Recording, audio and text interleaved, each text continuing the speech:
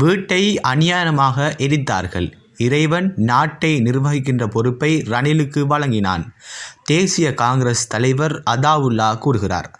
ரணில் விக்ரமசிங்கவின் வீட்டை அநியாயமாக எரித்தார்கள்.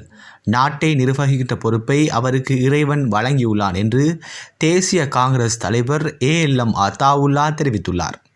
ஜனாதிபதியை பாராளுமன்றம் மூலம் தெரிவு செய்கின்ற வாக்கெடுப்பில் ரணில் விக்ரமசிங்கவை ஆதரித்தமை குறித்து ஊடகத்திற்கு அவர் தெரிவித்தமை வருமாறு: அது அரசியல் செய்வதற்கான தருணமாக இருக்கவில்லை. அதனால் நான் அரசியல்வாதியாக அன்று வாக்காளராகவோ நடந்து கொண்டேன்.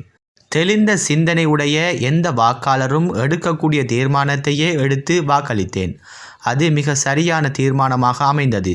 தற்போதைய நெருக்கடி சூழலில் நாட்டை மீட்டு காப்பாற்ற ரணில் விக்ரமசிங்கவால் தான் முடியும். இது ரணில் விக்ரமசிங்கவுக்கு கிடைத்த மிக உன்னதமான உயர்வு, இறைவனின் அருட்கொடையும் ஆகும். இப்படி ஒரு மகத்தான வாய்ப்பு அவருக்கு மீண்டும் கிடைக்குமா என்பது தெரியாது. ஆகவே அவரும் இம்மகத்தான வாய்ப்பை திறம்பட பயன்படுத்துவார் என்பது திண்மம். அனுபவசாலிகளையும் திறமைசாலிகளையும் அரவணைத்து நடப்பார்.